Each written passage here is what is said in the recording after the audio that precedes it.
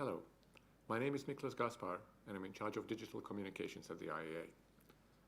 We are live from Vienna, our headquarters, and this is the 6th session in a series of lives where we discuss what it is like to work at the IAEA and explain how our recruitment process works. We'll also answer some of the questions that many people applying for jobs with us have asked. You too can ask us questions, just drop them in the comment box below. Today's topic is about careers in IT. What opportunities are available, where to look for them, and much more. So we have selected a panel of 3 stellar IT professionals to meet today. First, we have Kelly Teal from the US, who is heading up our IT infrastructure unit. Then Jan Rybarik, a software engineer from Slovakia. And finally, Rutendo Jirava from Zimbabwe, who is an IT security engineer. So welcome to all of you. Kelly, let me ask you first. Can you tell us in a few words what IT is like at the IAEA and how it differs from other organizations? Sure. So I started off in the private sector. So I was working at IBM, GE, IBM most recently before I joined here. And I think what's different here is that all the work we're doing is really geared towards supporting the agency mission. So helping take technology and helping the agency meet its mission, using nuclear technology for things like agriculture, for things like medicine. And so it's very different when you are working for an organization that's mission driven. Thank you. So it's mission above profits. Jan, what do you think? What makes the IAEA special? What it's making special for me is that I also came from the private sector, and there whatever you do is quite gone from the actual implementation, whereas here you can be much closer to the actual implementation of the product that you are helping to develop, which is very nice. And the second thing, at least in my experience, everything that I was working on was a local impact or a national impact that much. Here it's at least the region impact, if not the worldwide impact. So that's what is the difference. Thank you. So for Jan, it's global impact. Rutendo, what about you? You actually worked at another UN organization before coming here. Yes, that's correct. So prior to coming here, I was with United Nations Population Fund. And how that differs from me joining on my current role here as an IT security engineer. So my role is mainly to identify security threats, vulnerabilities, and trying to implement solutions to protect us from those cyber attacks that we see, such as hacking, malware, ransomware. Because of the mandate that the agency has, it tends to put us on a target of a lot of threat actors and attackers. So because of this, we have to make sure that we're always a step ahead, because a lot of these attackers do have a lot of resources, are highly skilled. So this makes this place a lot more challenging than my previous roles. Thank you. And thankfully for us all, you're doing a good job. So what made you guys consider applying for a job at the IAEA? Jan, why don't you start? I think I actually touched this answer already on my previous answers. For me, the difference was to be able to be really closer to the real implementation, and the impact that it's beyond the nation or beyond the local environment or local infrastructure. So that was these were the main reasons why I considered the IAEA in the first place. Thank you. Rutendo? Well, as mentioned before, I was with another UN agency in New York with UNFPA, and this was my first exposure to the UN system, and I completely fell in love with it, especially working in such a culturally diverse environment, coming across people who had such a great passion for humanity. So when I had my daughter, I wanted to be closer to my family. So a friend of mine actually pointed me at the agency, and as I started researching about the agency, the mandate intrigued me, but what really drew me in was the level of effort agency has been putting towards representing women in STEM And this is a passion of mine that also grew, particularly exposing girls to the field early on, since it's predominantly male. Eventually, I came across the role that I'm currently in, and it was in line with my career path. That, with my passion for cybersecurity and my desire to be closer to home, I mean, it sealed the deal for me. Good, thank you. So Kelly, what about you? What made you consider the IAEA, but also how did you come across our job advertisement? It's a good question. I was working at IBM, and I actually was not looking for a job. I was doing a lot of great work for them in the acquisition space, and I was contacted by an IAEA recruiter. And the more I looked into what the mission was, the mandate, the kind of global impact you could have, the opportunity to move to Vienna, to live in Europe, all these things really just attracted me. And similar to Rotendo, you know, it was on my career path, right? I wanted to continue to lead teams, and this gave me an opportunity to lead a really diverse team and do work that's really important and has that global impact. So I took the opportunity to apply, and here I am. Thank you. So Kelly, both you and Rotendo, you guys both mentioned career development, career path. So how can the IAEA add to your career wherever it will take you further, your life will take you further? For me, as a manager, as a supervisor, you know, when you're leading teams, I think it's so important to be able to lead diverse teams. I mean, in today's world, we're so interconnected. And even though IBM is a multinational company, I really feel that here, I've really been able to grow my skills in managing a diverse team and really getting to understand and become more familiar with different cultures and different working styles and different backgrounds and how people got to where they are today. And so for me, it has been a huge growth opportunity, and I know that it will help me in my future roles. Thank you. Well, perhaps one difference is that IBM is international, but it's an American company. So people there are trying to be good Americans. Here we're trying to be good international. I would say at IBM, you are an IBMer first. Okay. And here much more, you bring your culture with you, and your culture contributes to the culture of the IAEA. I understand. Rotendo, what about you? How is your job at the IAEA helping your career? Well, since I've taken up this role, my scope of responsibilities has expanded. I've also been exposed to a lot more of the security domain in my field. So this has definitely given me, I've acquired new skills, you know, I'm continuously learning either through the projects that I get involved in, you know, through my colleagues, through the trainings that are offered to me. You know, IT is a very fast-paced, it's ever-changing field. So it's very important that I continue on this path of learning and continue to grow. And over here, I've been provided that opportunity to stay current, and that's important. Thank you. Jan? Yeah, for me, I have one more thing on top of what you just said. I was working for Accenture and Microsoft back in Slovakia, and they both used to say that we are American companies with the local subsidiaries, whereas here it's really like international subsidiary. It's not like, okay, we are US, like we are UN. And even if you can say, okay, Microsoft as Accenture are multicultural, multinational companies, the people you're working with day to day, it's mostly the local people or within the local area. Whereas here, within the smallest unit, you have people from all around the world, which is different environment from the very beginning. So it's increasing rapidly your intercultural awareness. And the second thing for me, I was working in the services business for all my life. So now I moved a bit on the other side of the table. So I'm not the pure provider. I'm also a recipient of the services business. So that for me was the biggest change and the biggest area where I'm able to grow in the IAEA. Good, thank you. Interesting.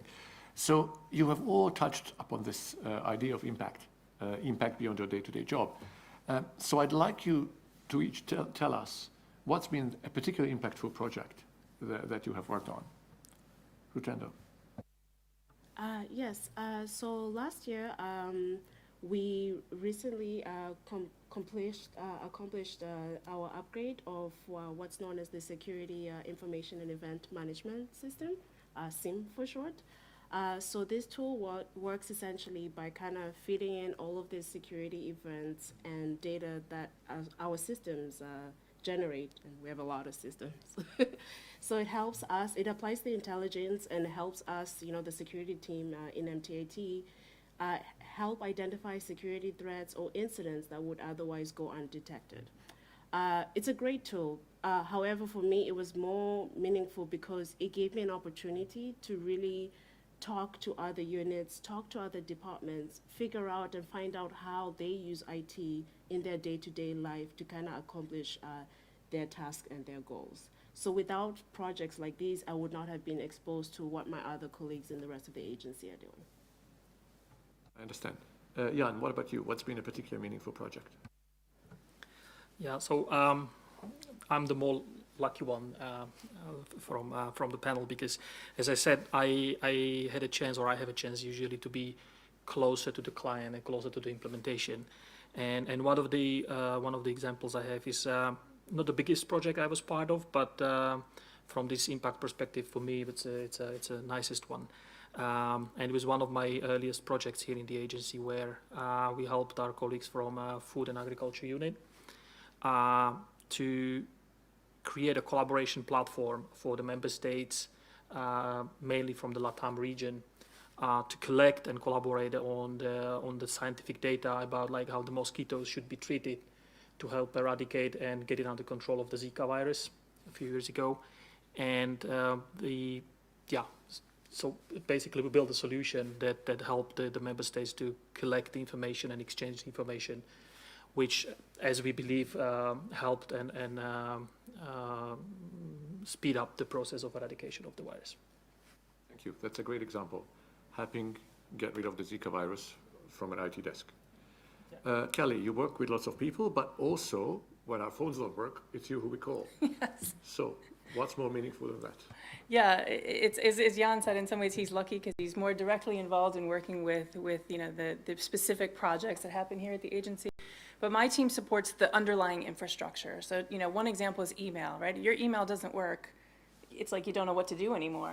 And that email allows not only the agency to communicate within the agency, but it also allows the agency to communicate with its member states, to share information. And so when we do things like we recently simplified our email environment, which increased stability and increased, the uptime and all these things, in the background, but it really does support the agency in all the work that it does. So I think, even those things that happen in the background really are important in supporting the work that the agency does. Absolutely. Though we only know that when there's a problem, which doesn't happen often at all. Okay, so the people listening to us are considering applying for a job here. So what are main skills you have found you have that are very important when you come to work at the IAEA? Kelly? What I look for when I'm looking to bring someone onto my team is technical skills, sure. They need to be able to do the job. But beyond that, what I look for is someone who has a continuous learning mindset. So someone that's going to be excited about learning new technologies.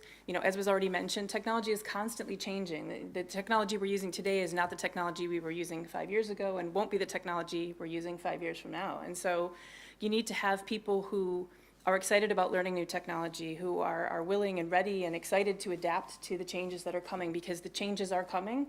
And so, as I said, you have to have the technical ability to do the job, but then I really look for someone who's going to learn and grow while they're here at the agency.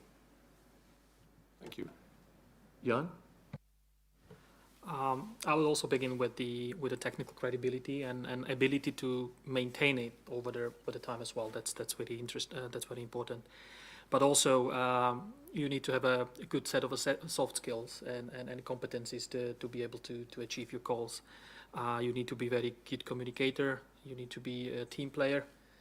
At least in the business solution section where I'm from, you need to have a very strong client orientation. You need to live the client's shoes, as we say, to be able to understand what he's trying to achieve. So these are the main points that we're looking for in our section. Thank you. Rutendo, what skills do you have that you find most useful? I completely agree with, the rest of my colleagues. As IT professionals, obviously you need to have those IT skills to be able to help you, do your job, your role that you're hired to do. Moreover, I think soft skills can sometimes go undervalued. And it's very important to have the skills like Jan already touched on, communication, being a team player, collaboration. Because essentially IT doesn't exist in isolation, there's always going to be a strong human factor there. We interact with it. We have to discuss with our colleagues about IT. So being an effective communicator will really get you far. It's at the same time, solutions, problem solving doesn't happen in a vacuum. No one person knows the answers to everything. So you have to be able to, be a team player, learn to work with your others so that you can come to a solution. Thank you. So technical skills and soft skills is what you have all said. I've been asking you the questions so far. We've received a few from our audience, so let me shoot this at you. So Kelly, you are a hiring manager. So how do you feel about the recruitment process at the IAEA? And also both as a hiring manager, but also what was it like for you as a candidate? One of the things that I really liked about the process, the hiring process here, is the ability to do the asynchronous interview. I think that's so important because it allows us to really reach candidates globally without, in that first round, particularly without having to try to figure out how we're going to coordinate across time zones. And that's both as a candidate and as a hiring manager. As a candidate, living in the United States, quite a difference in time zone, and it allowed me to do that interview in a time period that was good for me now when I was, having just woken up or tired at the end of the day. And similarly, as a hiring manager, then I can get people to respond, and I can view it in my time zone while they've done it in their time zone, and it really allows us to have that global reach when we're doing recruiting. Okay, thank you. Jan, what was the recruitment process like when you were hired? It was lengthy, it was difficult, but it was fair, and that's what I like about the hiring process overall in the agency. That's no matter who you are or from where you are, it's fair to everyone. Thank you. Rutan, anything that you still remember? No, I agree. It is a long process, but it is fair, and there's a lot of transparency involved in it. Sometimes life does happen, which was my case before I came. So it was really great that everybody, like from HR to my managers, were very understanding and were also accommodating for me in terms of trying to figure out when I could start. So I appreciate all of that. Thank you. Somebody asked how long a recruitment process at the IAEA can take. So it can take a long time. We've all said that. And partly that's because we have a lot of candidates. And as Jan mentioned, we are running fair processes, so that takes a while. So I would say between 6 months and a year from when a vacancy notice closes to when we actually select the final candidate.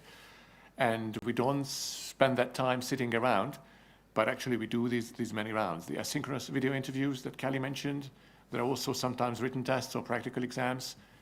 Then at the end, there's a panel interview, and then all these things go through review processes, and eventually a decision is made. So hang in there. Certainly for me, my first UN job was not with the IAEA, but I completely forgot about my application by the time I got called that I got the job.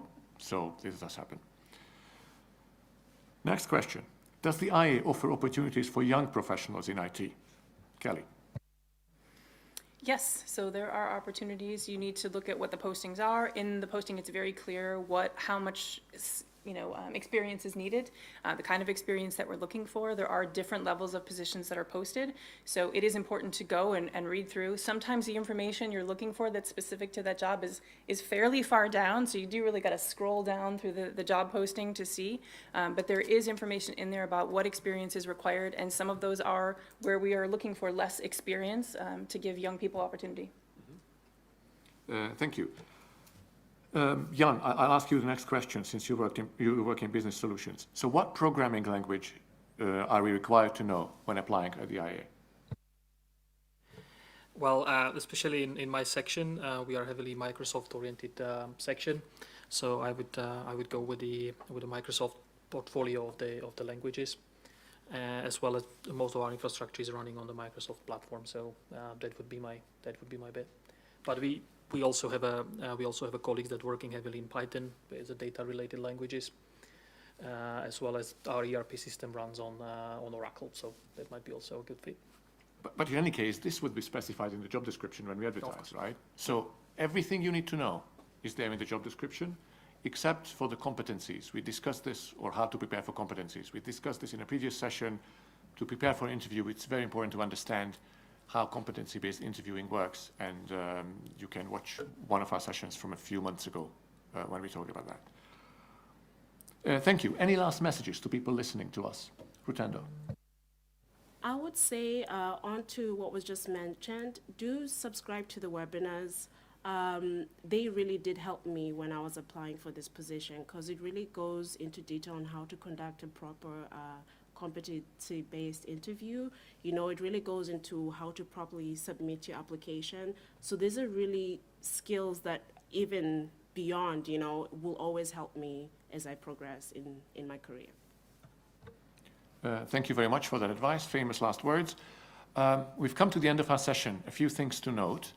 So just a bit of context. We have about 20 positions a year in IT that we advertise, and there are 4 positions right now that are open for applications.